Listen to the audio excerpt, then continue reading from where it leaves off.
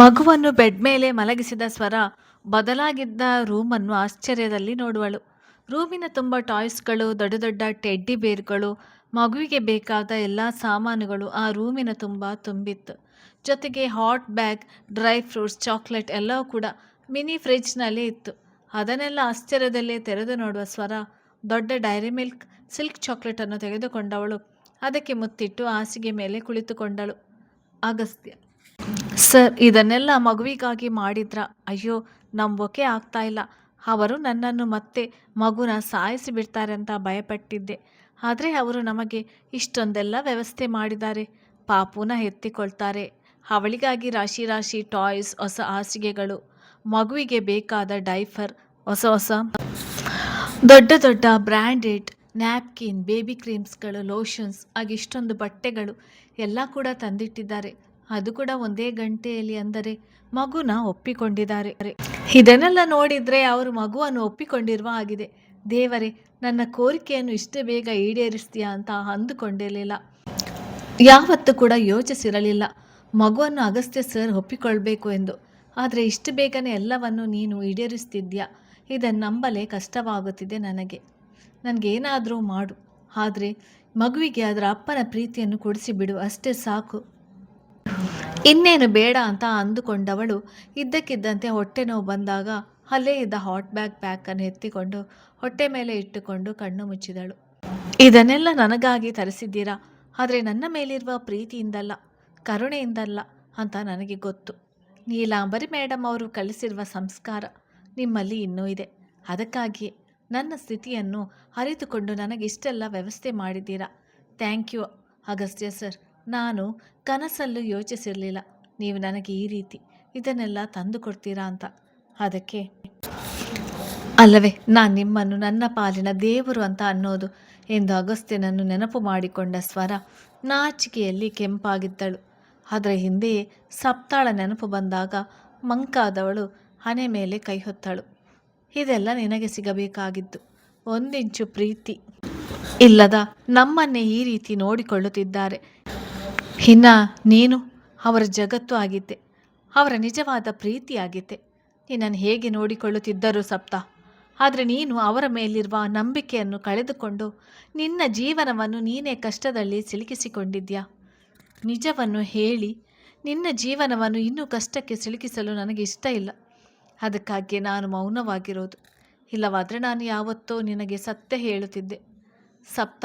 ಆದರೆ ನನಗೆ ಗೊತ್ತು ನೀ ನನ್ನನ್ನು ನಂಬುತ್ತಿರಲಿಲ್ಲ ಎಂದು. ನೀನು ಆ ಮಟ್ಟಿಗೆ ಹೊಸ ಪ್ರೀತಿಯಲ್ಲಿ ಕುರುಡಾಗಿದ್ದೆ. ನಿನ್ನನ್ನು ಆ ಮಟ್ಟಿಗೆ ಅವನು ನಂಬಿಸಿದ್ದಾರೆ. ನೀನೇ ನಿನ್ನ ಕೈಯಾರೆ ಇಂಥ ಜೀವನವನ್ನು ಕಳೆದುಕೊಂಡೆ ಸಪ್ತ. ಆದರೆ ನನಗೆ ಖುಷಿ ಸಮಾಚಾರ ಅಂದರೆ ನೀನೀಗ ಖುಷಿಯಾಗಿದ್ಯಾ. ನೀನು ನಿನ್ನ ಸಂಸಾರದಲ್ಲಿ ಹ್ಯಾಪಿಯಾಗಿದ್ಯಾ. ಅವನು ಬದಲಾಗಿದ್ದಾನೆ ಅನಿಸುತ್ತೆ. ಅದೊಂದೇ ಸಾಕು. ನನ್ನ ಜೀವನದ ಗೆಳತಿ ನೀನು ಯಾವತ್ತಿಗೂ ಖುಷಿಯಾಗಿರಬೇಕು, ಅದೊಂದೇ ಬಯಸುವುದು ನಾನು ಎಂದು ಹೇಳಿಕೊಂಡ ಸ್ವರ ಹೊರಗಡೆ ಏನೋ ಶಬ್ದವಾದಾಗ ಆಚೆ ಬಂದು ಮೆಟ್ಟಿಲ ಹತ್ತಿರ ನಿಂತು ನೋಡಿದಳು. ಶೀಟ್, ಈ ಟಾಯ್ಸ್ಗಳೆಲ್ಲ ಕಾಲಿಗೆ ಸಿಕ್ಕಿ ಬೀಳುತ್ತಿದೆ. ಸೌಂಡೇ ಆಫ್ ಆಗುತ್ತಿಲ್ಲ ಎಂದು ಗೊಣಗಿಕೊಳ್ಳುತ್ತಿದ್ದ ಅಗಸ್ತ್ಯ ಮಾತನಾಡುವ ಗೊಂಬೆಯ ಬಟನ್ ಕಿತ್ತು ಬಿಸಾಕಿದನು. ಮೆಟ್ಟಿಲು ಹತ್ತಿ ತನ್ನ ರೂಮಿನತ್ತ ಹೋಗುತ್ತಿದ್ದವನು ಮೆಟ್ಟಿಲ ಮೇಲೆ ನಿಂತಿದ್ದ ಸ್ವರಳನ್ನು ನೋಡಿ ಕೋಪ ಮಾಡಿಕೊಂಡ. ಅವನನ್ನು ನೋಡುತ್ತಿದ್ದ ಹಾಗೆ ಜಾಗ ಖಾಲಿ ಮಾಡಲು ಆತುರ ತೋರುವ ಸ್ವರಳ ಕಾಲು ಅಲ್ಲಿಂದ ಅಲುಗಾಡುತ್ತಿರಲಿಲ್ಲ. ಬೆವತು ಬೆವತು ನೆಲಕ್ಕೆ ಅಂಟಿಕೊಂಡಿತ್ತು. ಆ ರೀತಿಯಾಗಿತ್ತು ಅವಳ ಪರಿಸ್ಥಿತಿ. ಓಹ್, ಜಿಂಕೆ ಒಂಟಿಯಾಗಿ ಧೈರ್ಯವಾಗಿ ನಿಂತಿದೆ. ಅದು ಕೂಡ ಹುಲಿ ಬರುತ್ತಿದ್ದರು ಓಡದೆ ನಿಂತಿದ್ಯಾ. ನೀನು ಮಾಡಿದ ಊಟವನ್ನು ತಿಂದೆ ಅಂತ ಇಷ್ಟೊಂದು ಧೈರ್ಯ ಬಂದಿದ್ಯಾ ನಿಂಗೆ ಎಂದು ಮೆಟ್ಟಿಲನ್ನು ಹತ್ತುತ್ತಾ ಸ್ವರಳ ಅತಿ ಸನಿಹಕ್ಕೆ ಬಂದಾಗ ಅವನಿಗೆ ಅಭಿಮುಖವಾಗಿ ನಿಂತ ಸ್ವರ ನಡುಗಲು ಶುರು ಮಾಡಿದಳು. ಈ ಕೊಬ್ಬೆಲ್ಲ ನನ್ನ ಹತ್ರ ಬೇಡ, ಜಾಗ ಬಿಡು. ಈ ರೀತಿ ಅಡ್ಡವಾಗಿ ನಿಲ್ಲುವ ಕೆಟ್ಟ ಬುದ್ಧಿಯನ್ನು ಮೊದಲು ಬಿಡು. ಗೆಟ್ ಎಂದು ಅವಳ ತೋಳನ್ನು ಬಿಗಿಯಾಗಿ ಹಿಡಿದು ತನ್ನ ಕಡೆ ತಿರುಗಿಸಿಕೊಂಡು ಹೇಳಿದರೆ ಬಿಡಿಸಿಕೊಳ್ಳಲು ಹೆಣಗಾಡುವ ಸ್ವರ ಅವನನ್ನೇ ನೋಡಿದಳು. ಅಲ್ಲ, ಬಿಗಿಯಾಗಿ ಹಿಡಿದು ಗೆಟ್ ಔಟ್ ಅಂದರೆ ನಾನು ಹೇಗೆ ಹೋಗಲಿ? ಅದನ್ನು ಇವರ ಮುಂದೆ ಬಾಯ್ಬಿಟ್ಟು ಹೇಳಲಾಗುತ್ತಾ ಎಂದು ಭಯದಲ್ಲೇ ಯೋಚಿಸ್ತಿದ್ದಳು. ಹೇಳ್ದೆ ತಾನೇ ಗೆಟ್ ಔಟ್ ಅಂತ, ಇನ್ನು ನನ್ನ ಕಣ್ಮುಂದೆ ಯಾಕಿದ್ಯಾ ಎಂದು ಅಗಸ್ತ್ಯ ಜೋರಾಗಿ ಹೇಳಲು ಹೊಗಳು ನುಂಗಿದ ಸ್ವರ ತನ್ನ ತೋಳಿನತ್ತ ನೋಡಿಕೊಂಡಳು. ಅವಳ ಕಣ್ಣನ್ನೇ ನೋಡುತ್ತಿದ್ದ ಅಗಸ್ತ್ಯ ಅವಳು ತನ್ನ ತೋಳಿನತ್ತ ನೋಡಿದಾಗ ಅತ್ತ ಕಡೆ ನೋಡಿದವನು ತಕ್ಷಣ ಬಿಗಿಯಾಗಿ ಹಿಡಿದಿದ್ದ ಅವಳ ತೋಳನ್ನು ಬಿಟ್ಟು ದೂರ ಸರಿಯುವನು. ಡೆಟಾಲ್ ಹಾಕಿ ಕೈ ತೊಳೆದುಕೊಳ್ಬೇಕು. ನಿನ್ನಂಥ ಪಾಪಿಯನ್ನು ಮುಟ್ಟಿದ್ದೇನಲ್ಲ. ಇವತ್ತು ನಿನ್ನ ಹತ್ತಿರ ಕೋಪದಿಂದ ಮಾತನಾಡದೆ ಸಹಜವಾಗಿ ಮಾತನಾಡಿದೆ ಎಂದು ನನ್ನ ಹತ್ತಿರ ಅಡ್ವಾಂಟೇಜ್ ತೆಗೆದುಕೊಳ್ಬೇಡ. ನಾನಿನ್ನು ನೀನು ಮಾಡಿರುವ ದ್ರೋಹ ಮೋಸವನ್ನು ಮರೆತಿಲ್ಲ. ನನ್ನ ಸೇಡು ತೀರಿಸಿಕೊಳ್ಳುವ ಸಮಯಕ್ಕಾಗಿ ಕಾಯುತ್ತಿದ್ದೇನೆ. ನಿಜ ಬಾಯಿ ಬಿಡುವ ತನಕ ನಿನ್ನನ್ನು ಬಿಡಲ್ಲ. ನನ್ನನ್ನು ನರಳುವಂತೆ ಮಾಡಿರುವ ನಿನ್ನನ್ನು ಕೂಡ ನರಳುವಂತೆ ಮಾಡುವೆ. ಆದರೆ ನನ್ನಮ್ಮ ಕಲಿಸಿರುವ ಸಂಸ್ಕಾರ ನನ್ನಲ್ಲಿ ಇನ್ನೂ ಇದೆ. ಅದಕ್ಕೆ ನೀನಿನ್ನು ಬದುಕುಳಿದಿರುವುದು. ಹೆಚ್ಚಾಗಿ ನನ್ನ ಬಗ್ಗೆ ಯೋಚಿಸಲು ಹೋಗಬೇಡ. ತಲೆ ಕೆಟ್ಟರೆ ನಿನ್ನನ್ನು ಸಾಯಿಸಲು ಹಿಂದು ಮುಂದೆ ನೋಡಲ್ಲ. ಆದರೆ ನೀನು ಒಂದೇ ಸಲಕ್ಕೆ ಸಾಯಬಾರ್ದು ಅಂತ ಹೇಳಿದ್ದೆ ಅಲ್ವಾ? ಆ ಮಾತಿನಂತೆ ನಡೆದುಕೊಳ್ಳುತ್ತೇನೆ. ಇಂಚಿಂಚಾಗಿ ಕೊಲ್ಲುವೆ.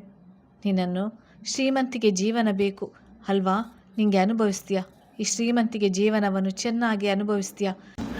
ಈ ಶ್ರೀಮಂತಿಕೆ ಜೀವನವನ್ನು ಚೆನ್ನಾಗಿ ಅನುಭವಿಸ್ತೀಯ ಎಂದು ಪುನಃ ಅವಳ ಹತ್ತಿರಕ್ಕೆ ಬಂದು ಅವಳ ನಡುವಿನತ್ತ ತನ್ನ ಕೈ ಇಟ್ಟವನು ಅವಳು ಭಯದಲ್ಲಿ ಕಣ್ಣು ಮುಚ್ಚಿದ್ದನ್ನು ನೋಡಿ ತಕ್ಷಣ ತನ್ನ ಕೈಯನ್ನು ಹಿಂದೆ ತೆಗೆದುಕೊಂಡವನು ತನ್ನ ಕೊರಳಿನಲ್ಲಿರುವ ಡೆವಿಲ್ ಡಾಲರ್ ಇರುವ ಸರವನ್ನು ಕೊರಳಿನಿಂದ ತೆಗೆದು ಅಲ್ಲಿಂದ ಒಂದು ಬಟನ್ ಪ್ರೆಸ್ ಮಾಡಿ ಅದು ಚಾಕುವಿನಂತೆ ಮಾರ್ಪಾಟಾಗ ಆ ಚಾಕುವಿನಿಂದ ಸರಳ ಬಟ್ಟೆಯನ್ನು ಮನಬಂದಂತೆ ಹರಿದು ಹಾಕಿದನು. ತನ್ನ ರೂಮಿಗೆ ಹೋಗಿ ದೊಡ್ಡದಾಗಿ ಶಬ್ದ ಮಾಡುತ್ತಾ ಬಾಗಿಲು ಹಾಕಿಕೊಂಡನು. ಎಲ್ಲಿ ಚಾಕುವಿನಿಂದ ತನ್ನ ದೇಹಕ್ಕೆ ಚುಚ್ಚುವನೋ ಎನ್ನುವ ಆತಂಕದಲ್ಲಿ ಕಣ್ಣು ಮುಚ್ಚಿಕೊಂಡಿದ್ದ ಸ್ವರ ತನ್ನ ದೇಹವನ್ನು ಸ್ಪರ್ಶಿಸದೆ ಬರೀ ಬಟ್ಟೆಯನ್ನು ಮಾತ್ರ ಹರಿದು ಹೋದವನನ್ನು ಅಳುತ್ತಾ ನೋಡಿದವಳು ತಾನು ಉಳಿದುಕೊಂಡಿರುವ ರೂಮಿಗೆ ಹೋಗಿ ಬಾಗಿಲು ಹಾಕಿಕೊಂಡಳು. ಜೋರಾಗಿ ಅಳುವಳು. ಹೊಟ್ಟಿನಲ್ಲಿ ಮಾತಿನಲ್ಲಿ ನನ್ನನ್ನು ಇಂಚಿಂಚಾಗಿ ಸಾಯಿಸಬೇಕು ಎಂದು ತೀರ್ಮಾನಿಸಿದ್ದೀರಾ? ಸರಿ, ಏನು ಶಿಕ್ಷೆ ಕೊಡ್ತೀರೋ ಕೊಡಿ. ಎಲ್ಲವನ್ನು ಅನುಭವಿಸಲು ಈ ಪಾಪಿ ಸ್ವರ ಸಿದ್ಧ ಇದ್ದಾಳೆ ಎಂದು ಜೋರಾಗಿ ಅತ್ತವಳು ಬೇರೆ ಬಟ್ಟೆ ಹಿಡಿದು ಬಾತ್ರೂಮ್ಗೆ ಹೋಗಿ ಸ್ನಾನ ಮುಗಿಸಿ ಮತ್ತೊಂದು ಬಟ್ಟೆಯನ್ನು ಹಾಕಿಕೊಂಡು ಬಂದು ಮಗಳ ಪಕ್ಕದಲ್ಲೇ ಮಲಗಿದಳು. ಆಗ ಮತ್ತೆ ಹೊಟ್ಟೆ ನೋವು ಶುರುವಾದಾಗ ಅವನೇ ತಂದಿಟ್ಟಿರುವ ಚಾಕ್ಲೇಟ್ ತಿಂದವಳು ಬಿಸಿ ನೀರು ಕುಡಿದು ತನ್ನ ಹೊಟ್ಟೆ ನೋವನ್ನು ನಿಯಂತ್ರಿಸಿಕೊಂಡಿದ್ದಳು. ನೀವೆಷ್ಟೇ ನೋವು ಕೊಡಬೇಕು ಅಂತ ಇದ್ದರೂ ಕೂಡ ಒಂದಲ್ಲ ಒಂದು ರೀತಿಯಲ್ಲಿ ನನ್ನ ನೋವನ್ನು ನೀವೇ ಮಾಯ ಮಾಡ್ತೀರಾ. ಅದಕ್ಕಾಗಿ ನಾನು ನಿಮ್ಮನ್ನು ನನ್ನ ಪಾಲಿನ ದೇವರು ಅಂತ ಹೇಳೋದು. ನೀವೇನೇ ಮಾಡಿ ಅಗಸ್ತ್ಯ ಸರ್, ಎಲ್ಲವನ್ನು ಈ ಸ್ವರ ಸ್ವೀಕರಿಸ್ತಾಳೆ ಎಂದು ಹೇಳಿಕೊಂಡವಳು ಮಗುವನ್ನು ನೋಡುತ್ತಾ ಕಣ್ಣು ಮುಚ್ಚಿದಳು. ಸಂಜೆಯ ತನಕ ಮಗಳೊಂದಿಗೆ ಮಲಗಿ ಅಗಸ್ತ್ಯ ಕೊಟ್ಟಿದ್ದ ನೋವನ್ನು ಅಲ್ಲಿಯೇ ಮರೆತು ಬಿಟ್ಟಿದ್ದಳು. ಆಕಳಿಸ್ತಾ ಎದ್ದು ಕುಳಿತವಳು ಮಗುವಿನತ್ತ ನೋಡಿದಾಗ ಅಮ್ಮನಿಗಿಂತ ಮುಂಚೆ ಎಚ್ಚರವಾಗಿ ತಂಟೆ ಮಾಡದೆ ಮುದ್ದಾಗಿ ಅಮ್ಮನನ್ನು ನೋಡುತ್ತಿತ್ತು. ಮಗಳ ಕೆನ್ನೆಯನ್ನು ಮುದ್ದಿಸಿದವಳು ಡೈಫರ್ ತೆಗೆದಿಟ್ಟು ಅದನ್ನು ಅಲ್ಲಿಯೇ ಇದ್ದ ಡಸ್ಟ್ಬಿನ್ಗೆ ಹಾಕಿದವಳು ವೆಟ್ ಟಿಶ್ಯೂ ಪೇಪರಿಂದ ನೀಟಾಗಿ ಒರೆಸಿ ಸ್ವಲ್ಪ ಹೊತ್ತಾದ ನಂತರ ಮತ್ತೊಂದು ಡೈಫರ್ ಹಾಕೋಣ ಎಂದು ಹಾಗೆ ಮಗುವನ್ನು ಹಾಸಿಗೆ ಮೇಲೆ ಮಲಗಿಸಿದಳು. ಅರೆ ನನ್ನ ತುಂಟಿ ಬಂಗಾರಿ, ಬೇಗನೆ ಎದ್ದು ಒಳ್ಳೆ ಹುಡುಗಿ ಥರ ಸೈಲೆಂಟಾಗಿ ಮಲಗಿದ್ಯಲ್ಲ, ಏನಾಯಿತು ನನ್ನ ಕಂದನಿಗೆ ಎಂದು ಹೇಳುತ್ತಾ ತನ್ನ ಕೂದಲನ್ನು ಎತ್ತಿ ಕಟ್ಟಿ ಮಗಳನ್ನು ಮಡಿಲಲ್ಲಿ ಮಲಗಿಸಿಕೊಂಡರೆ ಅಮ್ಮನ ಕೈ ಬೆರಳನ್ನು ತನ್ನ ಬಾಯಿಯೊಳಗೆ ಹಾಕಿಕೊಳ್ಳುವ ಮಗು ಸಣ್ಣದಾಗಿ ಮೂಡುತ್ತಿರುವ ಹಲ್ಲಿನಲ್ಲಿ ಕಚ್ಚಿತು. ಅರೆ ಬಂಗಾರಿ, ನಿಂಗೆ ಹಲ್ಲು ಮೂಡುತ್ತಿದೆಯೇ? ಎಲ್ಲಿ ನೋಡ್ತೀನಿ, ಎಲ್ಲಿ ನನ್ನ ಕೈ ಬಿಡು ಅಂತ ಮಗುವಿನ ಪುಟ್ಟ ಕೈಗಳಿಂದ ಹರಸಾಹಸ ಮಾಡಿ ತನ್ನ ಕೈಗಳನ್ನು ಬಿಡಿಸಿಕೊಂಡವಳು ಮಗುವಿನ ಪುಟ್ಟ ಬಾಯಿಯನ್ನು ಓ ಆಕಾರದಲ್ಲಿರುವಂತೆ ಮಾಡಿ ಸೂಕ್ಷ್ಮವಾಗಿ ಬಾಯಿಯೊಳಗೆ ನೋಡಿದಳು. ಎರಡು ಪುಟ್ಟ ಹಲ್ಲುಗಳು ಆಗ ತಾನೇ ಚಿಕ್ಕದಾಗಿ ಮೂಡಿದಂತೆ ಕೆಂಪಾಗಿತ್ತು ಆ ಜಾಗ. ಇದೇ ಕಾರಣಕ್ಕೆ ನೀನು ಕೈಗೆ ಸಿಕ್ಕ ವಸ್ತುಗಳನ್ನು ಬಾಯಿಯೊಳಗೆ ಹಾಕಿಕೊಳ್ಳೋದು. ನಿಮ್ಮ ಪಪ್ಪನ ಮುಂದೆ ಇದನ್ನು ಮಾಡಬೇಡ. ಅವರು ಹೆಚ್ಚು ಕ್ಲೀನ್ನೆಸ್ ಮೈಂಟೈನ್ ಮಾಡ್ತಾರೆ. ನೀನು ಈ ರೀತಿ ನಿಮ್ಮ ಅಪ್ಪನ ಮುಂದೆ ನನ್ನ ಕೈಬೆರಳನ್ನು ಬಾಯಿಯೊಳಗೆ ಹಾಕಿಕೊಂಡರೆ ನಿನ್ನ ಪುಟ್ಟ ಬಾಯಿಗೆ ಏಟು ಕೊಡ್ತಾರೆ ಅಷ್ಟೇ ಎಂದು ಮಗಳಿಗೆ ಗುಟ್ಟೆ ಹೇಳುವಂತೆ ಹೇಳಿದಳು. ತನ್ನ ಕಣ್ಣನ್ನು ಮತ್ತಷ್ಟು ಅರಳಿಸಿ ಯಾವುದೇನಮ್ಮ ತನ್ನಪ್ಪ ತನಗೆ ಹೊಡೆಯುತ್ತಾನ ಎನ್ನುವಂತೆ ನೋಡಿತು. ಹೌದು ಬಂಗಾರಿ, ನಿಮ್ಮಪ್ಪ ಡೆವಿಲ್ ಅಂತಾನೆ ಫೇಮಸ್. ಅವರ ಮುಂದೆ ನೀನು ಕೂಗೋದೆಲ್ಲ ಮಾಡಬೇಡ. ಆಮೇಲೆ ನಿಂಗೆ ಈ ಪುಟ್ಟ ಕೈಗಳಿಗೆ ಪೆಟ್ಟು ಕೊಟ್ಟರೆ ಏನು ಮಾಡ್ತೀಯಾ? ಬೆಳಿಗ್ಗೆ ನಿನ್ನನ್ನು ಎದುರಿಸಿದ್ರು ಅದಕ್ಕೆ ಅವರ ಮುಂದೆ ಸೈಲೆಂಟ್ ಆಗಿರಬೇಕು, ಸರಿನಾ ಎಂದು ಹೇಳುವಳು. ತಪ್ ಎಂದು ಜೋರಾಗಿ ಕೂಗುತ್ತಾ ತನ್ನೆರಡು ಕೈಗಳನ್ನು ಚಪ್ಪಾಳೆ ತಟ್ಟುವಂತೆ ಮಾಡಿ ಅಮ್ಮನತ್ತ ಕೋಪದಲ್ಲೇ ನೋಡಿದಳು. ಏನು, ನಿಮ್ಮ ಅಪ್ಪನಿಗೆ ಹೊಡೆಯುತ್ತೀಯಾ? ಹೇಗೆ ಹೊಡೆಯುತ್ತೀಯಾ? ತೋರಿಸು ಇನ್ನೊಮ್ಮೆ ಎಂದು ಸ್ವರ ತನ್ನ ನಗುವನ್ನು ಅಡಗಿಸುತ್ತಾ ಮಗುವಿನ ಹಾಗೆ ಆಶ್ಚರ್ಯದಲ್ಲಿ ಕೇಳಿದಳು. ತಪ್ ಎಂದು ಹೊಡೆಯುವಂತೆ ಹೇಳಿ ತಾನೇ ಕಿಲಕಿಲ ನಗಳು ಮಗಳ ಆಟಕ್ಕೆ ಮುದ್ದಾಗಿ ನಕ್ಕು ಬಿಡುವ ಸ್ವರ ಮಗುವಿಗೆ ಹಾಲು ಕುಡಿಸಲು ತನ್ನ ಚೂಡಿದಾರ್ ಟಾಪನ್ನು ಭುಜದಿಂದ ಸರಿಸಲು ಹೋದವಳು ಬಾಗಿಲ ಹತ್ತಿರ ಯಾರದೋ ನೆರಳು ಇದೆ ಅಂತ ಅನಿಸಿ ತಲೆ ಎತ್ತಿ ಬಾಗಿಲ ಕಡೆ ನೋಡಿದಳು. ಆಘಾತದಲ್ಲಿ ಕಣ್ಣರಳಿಸಿದಳು. ಬಾಗಿಲಿಗೆ ಹೊರಗಿ ಕೈಕಟ್ಟಿ ನಿಂತಿದ್ದ ಅಗಸ್ತ್ಯ ಅವಳ ತಲೆ ದುರುಗಟ್ಟಿ ನೋಡುತ್ತಿದ್ದ. ತನ್ನಮ್ಮ ಇಷ್ಟೊತ್ತಾದರೂ ತನಗೆ ಹಾಲು ಕುಡಿಸಲಿಲ್ಲ ಎನ್ನುವ ಕೋಪದಲ್ಲಿ ಜೋರಾಗಿ ಕಿರಿಚುವ ಮಗು ಹುಲಿ ಜಿಂಕೆಯ ನೋಟಕ್ಕೆ ಬ್ರೇಕ್ ಆಗಿದ್ದಳು. ಗಂಟಲು ಸರಿಪಡಿಸಿಕೊಂಡು ರೂಮ್ ಒಳಗೆ ಒಂದೊಂದೇ ಹೆಜ್ಜೆ ಇಡುತ್ತಾ ಬರುವ ಅಗಸ್ತ್ಯ ಅಲ್ಲಿದ್ದ ಚೇರ್ ಮೇಲೆ ಕುಳಿತವನು ಸ್ವರಳನ್ನು ಹಸಿದ ಹೆಬ್ಬುಳಿ ನೋಡುವಾಗೆ ನೋಡುತ್ತಾ ತನ್ನ ಪ್ಯಾಕೆಟಿಂದ ಸಿಗರೆಟ್ ತೆಗೆದು ಬಾಯಿಗೆ ಇಟ್ಟುಕೊಂಡು ಲೈಟರ್ ಹಚ್ಚಿದನು. ಸರ್, ಪಾಪು ಇದೆ ಇಲ್ಲಿ, ಸಿಗರೆಟ್ ಸೇವನೆ ಮಾಡಬೇಡಿ ಎಂದು ಇಷ್ಟೊತ್ತು ಭಯದಲ್ಲಿ ಕೂತಿದ್ದವಳು ಪಟ್ಟನೆ ಹೇಳಿದಳು. ಸಿಗರೆಟ್ ಮತ್ತು ಲೈಟರ್ ಎರಡನ್ನೂ ಎಸೆದು ಎದ್ದು ನಿಂತವನು ಸ್ವರ ಹತ್ತಿರ ಬಂದು ಅವಳ ಅತೀ ಸನಿಹಕ್ಕೆ ಹೋದವನು ಅವಳ ಗಲ್ಲವನ್ನು ಹಿಡಿದು ಮೇಲೆತ್ತಿದ. ನನ್ನ ಇಮೇಜ್ ಬಗ್ಗೆ ನಿನ್ನ ಬೇಬಿಗೆ ಏನು ಹೇಳಿಕೊಡುತ್ತಿದ್ದೆ? ನಾನು ಡೆವಿಲ್, ನಾನು ಇದಕ್ಕೆ ಹೊಡೆಯುತ್ತೇನೆ, ಇದನ್ನು ಹೇಳಿಕೊಡುವುದಾ ನೀನು? ಆಮೇಲೆ ಇನ್ನೇನು ಹೇಳಿಕೊಡುತ್ತಿದ್ದೆ ಎಂದು ತನ್ನ ಹೊರಟು ಕೈಗಳಿಂದ ಬೆಣ್ಣೆಯಂತಿರುವ ಸ್ವರಳ ಗಲ್ಲವನ್ನು ಬಿಗಿಯಾಗಿ ಹಿಡಿದು ಹಲ್ಲು ಕಚ್ಚಿ ತನ್ನ ರೋಷವನ್ನು ಹೊರಹಾಕಲು ಅಮ್ಮನ ಮಡಿಲ ಮೇಲೆ ಮಲಗಿ ಇಬ್ಬರನ್ನು ತನ್ನ ಪಿಳಿಪಿಳಿ ಕಣ್ಣಿನಿಂದ ನೋಡಿ ಮಗು ಜೋರಾಗಿ ಕಿರುಚಿತು.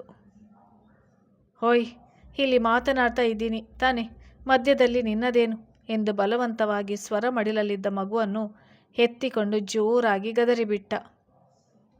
ತಕ್ಷಣ ತನ್ನ ಮೈಮೇಲೇನೋ ತೇವವಾದಂತೆ ನೋಡಿಕೊಳ್ಳುವ ಅಗಸ್ತ್ಯ ಮಗುವಿನತ್ತ ನೋಡಲು ಮುದ್ದಾಗಿ ನಗು ಅರಳಿಸಿದ ಮಗು ಅವನೆದೆಗೆ ಹೊರಗಿತ್ತು. ಓ ಮೈ ಗಾಡ್, ಶಿಟ್, ಸೆಕೆಂಡ್ ಟೈಮ್ ನನ್ನ ಮೇಲೆ ನಿನ್ನ ಬೇಬಿ ಸುಸ್ಸು ಮಾಡುತ್ತಿದೆ ಎಂದು ಅಗಸ್ತ್ಯ ಕಿರಿಕಿರಿಯಲ್ಲಿ ಸ್ವರಳತ್ತ ನೋಡಿ ಹೇಳುವನು.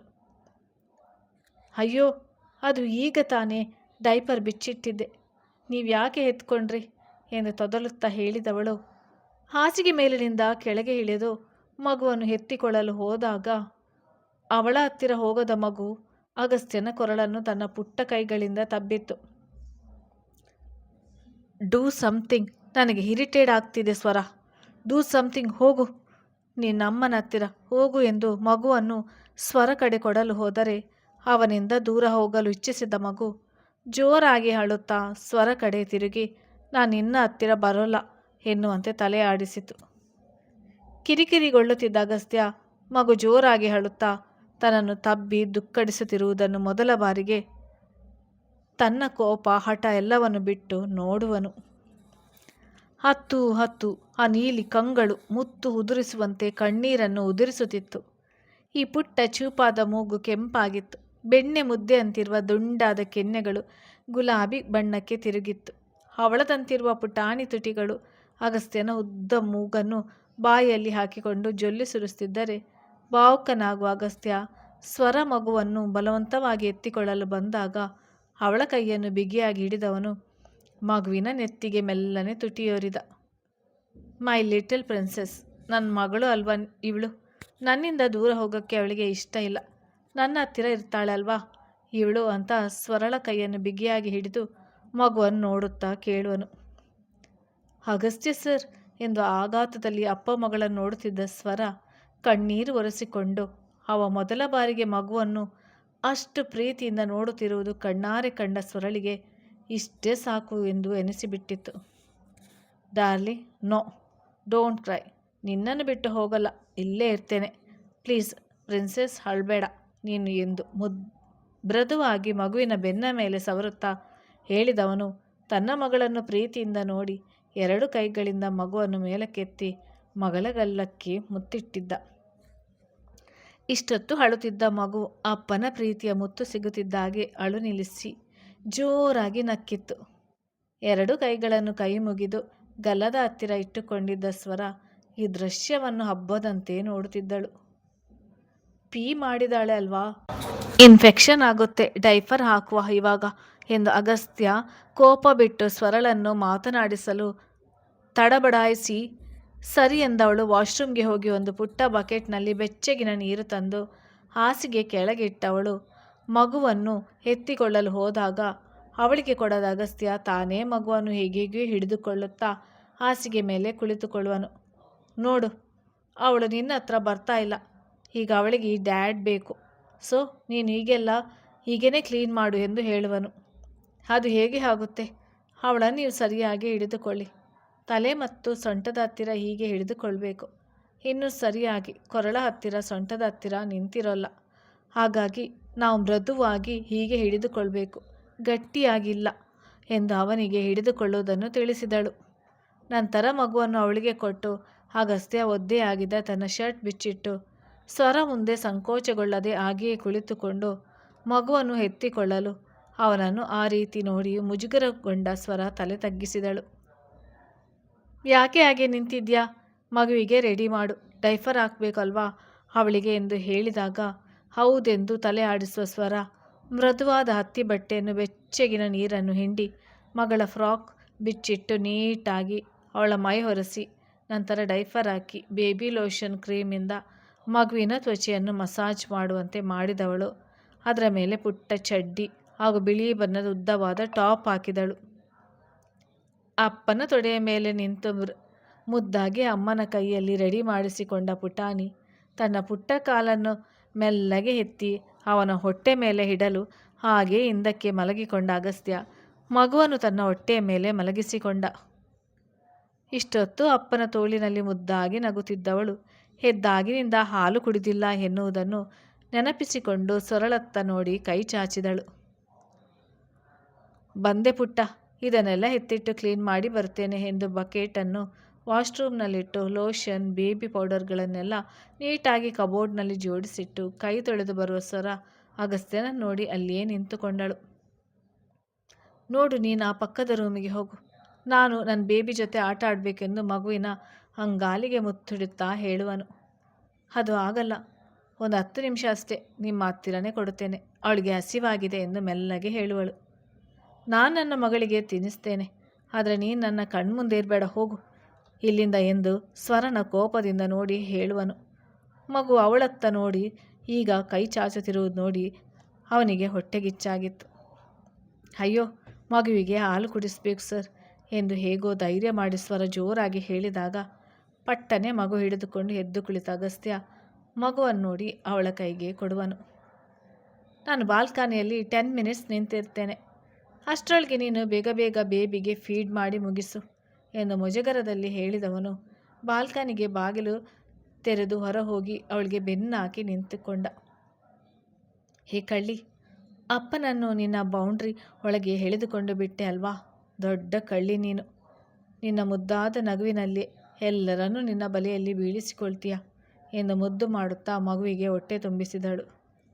10 ನಿಮಿಷವಾದ ನಂತರ ಅಗಸ್ತ್ಯ ಬಾಲ್ಕನಿ ಬಾಗಿಲು ಕುಟ್ಟಲು ಇನ್ನೂ ಕೂಡ ಮಗುವಿಗೆ ಹಾಲು ಕುಡಿಸ್ತಿದ್ದ ಸ್ವರ ಮಗಳನ್ನು ನೋಡಿದಳು. ಇವಳು ಅರ್ಧ ಗಂಟೆ ತನಕ ಹಾಲು ಬಿಡುವುದಿಲ್ಲ, ಇವರಿಗೆ ಬಾಯಿ ಮಾತಿಗೆ 10 ನಿಮಿಷ ಅಂತ ಹೇಳಿದೆ, ಈಗಲೇ ಡೋರ್ ಕುಟ್ಟುತ್ತಿದ್ದಾರೆ, ಏನು ಮಾಡಲಿ ಎಂದು ಹೇಳಿಕೊಳ್ಳುವ ಸ್ವರ ಅವನಿಗೆ ಅಭಿಮುಖವಾಗಿ ಕುಳಿತವಳು ಮಗುವಿಗೆ ಹಾಲು ಕುಡಿಸಿದಳು.